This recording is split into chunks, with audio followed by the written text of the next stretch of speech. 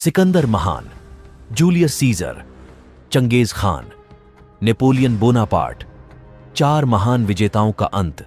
एक ऐसे व्यक्ति की कल्पना करें जो रोता था क्योंकि 2 मिलियन वर्ग मील पर विजय प्राप्त करना उसके लिए पर्याप्त नहीं था। सिकंदर महान को केवल एक ही चीज की परवाह थी, दुनिया को जीतना। उसने अपनी सेना को हार के डर के बिना युद्ध में उतार आना, जैसे कि वह अमर था। और उसने यह क्यों नहीं सोचा कि वह आदमी 10 साल से जीत की दौड़ में था। उसके आदमी थक गए थे और घर लौटना चाहते थे ताकि वे उन विलासिता का आनंद ले सकें जो उन्होंने जीते थे। लेकिन उनके राजा को धन की कोई परवाह नहीं थी। उन्होंने शासन करने की भी ज्यादा परवाह नहीं थी, केवल जीत हासिल करनी थी। उनके लिए सब कुछ अच्छा चल रहा था जब तक कि वह भारत में एक दीवार से नहीं टकराए।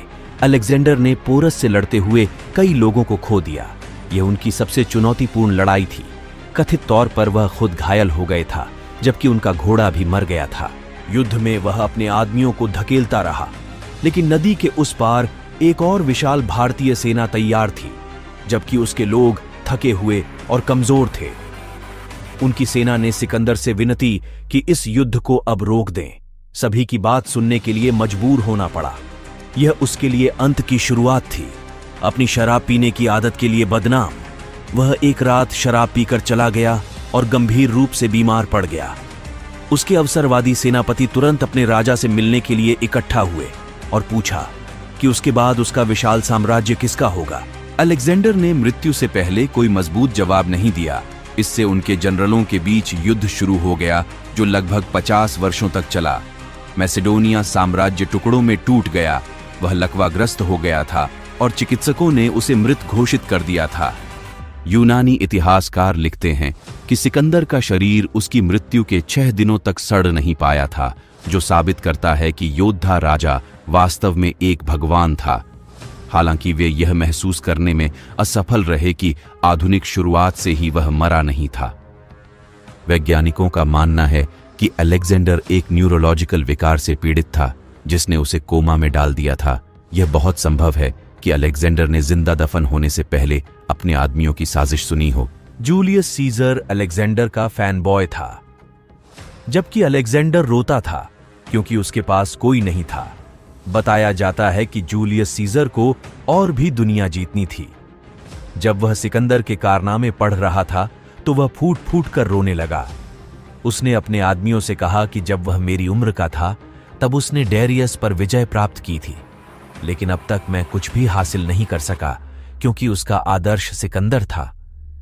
एक बार जनरल और स्टेट्समैन के रूप में महत्वपूर्ण शक्ति प्राप्त करने के बाद वह भी उन्हीं की तरह आत्ममुग्ध हो गया।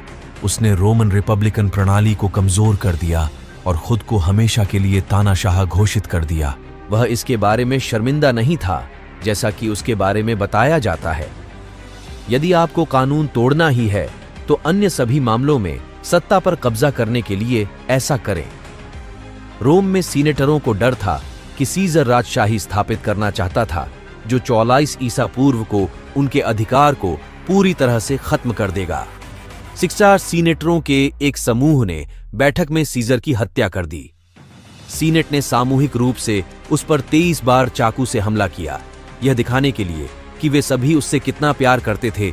सीजर ने आखिरी चीज जो देखी वह उसका अपना दत्तक पुत्र और भरोसेमंद सहयोगी मार्कस ब्रूटस था, जो हमलावरों के बीच मौजूद था।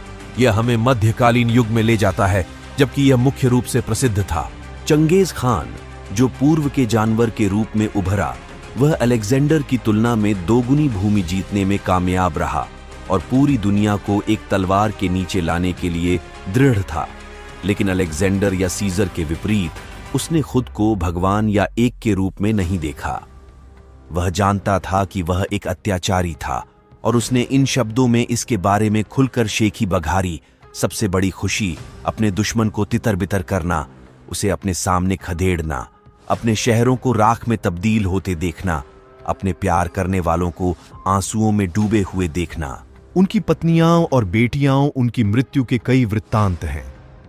रशीद उल दीन लिखते हैं कि वह बुबोनिक प्लेग का शिकार हो गए, जबकि प्रसिद्ध इतालवी यात्री मार्को पोलो लिखते हैं कि उन्हें घोड़े पर सवार होकर गोली मार दी गई थी और कुछ दिनों बाद घावों के कारण उनकी मृत्यु हो गई। एक अन्य रिपोर्ट में कहा गया है कि पश्चिमी शिया साम्राज्य की एक राजकुमारी द्वारा उसे घातक रूप से नपुंसक बना दिया गया था, जिसे उसने जबरन एक उपपत्नी के रूप में रखा था। यही कारण है कि उसकी मृत्यु को अन्य विजेताओं की तरह प्रलेखित नहीं किया गया है, क्योंकि मरने से पहले इसे एक रहस्य बनाना था। खान ने अपने परिवार और अनुयायियों को इसे गुप्त रखने का निर्देश दिया था। उनकी मृत्यु एक रहस्य थी, क्योंकि यह सबसे बुरे समय में हुई थी जब मंगोल पश्चिमी शिया साम्राज्य की 20 साल की लंबे समय से वांछित विजय के महत्वपूर्ण चरण में थे। मरते हुए चंगेज खान के लिए विजय उनके अपने भव्य अंतिम संस्कार से भी अधिक महत्वपूर्ण थी।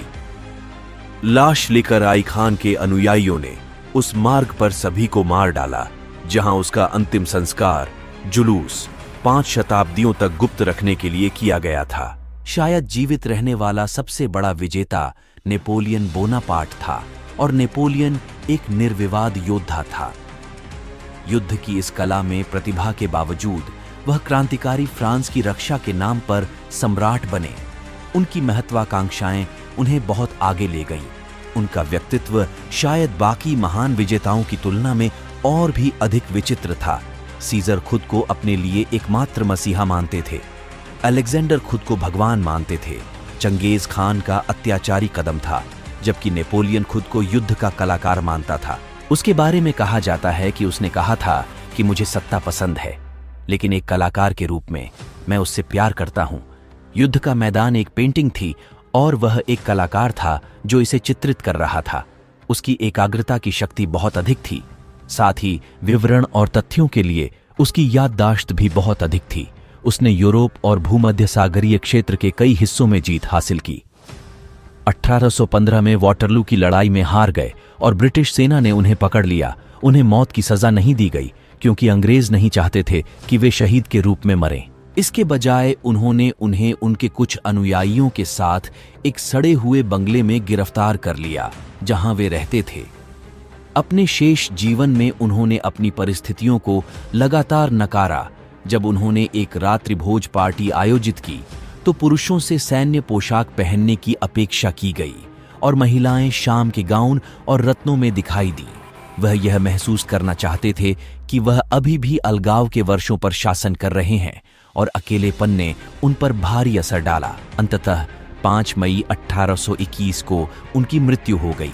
उन्होंने फ्रांस की सेना के प्रमुख जोसेफिन को अपना अंतिम कबूलनामा दिया। उन्होंने मूल रूप से अपने देश, अपने सैन्य कैरियर और अपनी पत्नी जोसेफिन के लिए सब कुछ व्यक्त किया। महान 4 विजेताओं में से किसी एक का अंत था। एक की अचानक बीमारी के कारण मृत्यु हो गई, दूसरे को उनके ही लोगों ने व्यापार में मार डाला। एक तीर ने चंगेज खान को मात दे दी, जबकि कलाकार की कैद में मृत्यु हो गई। हालांकि 4 महान विजेताओं ने अलग अलग परिस्थितियों में इस दुनिया को छोड़ दिया, लेकिन एक बात समान थी कि वे सभी मर गए, और अधिक की इच्छा के कारण। वीडियो कैसा लगा कमेंट करके बताइए। वीडियो पसंद आया तो कृपया लाइक और चैनल को सब्सक्राइब कर ले। धन्यवाद।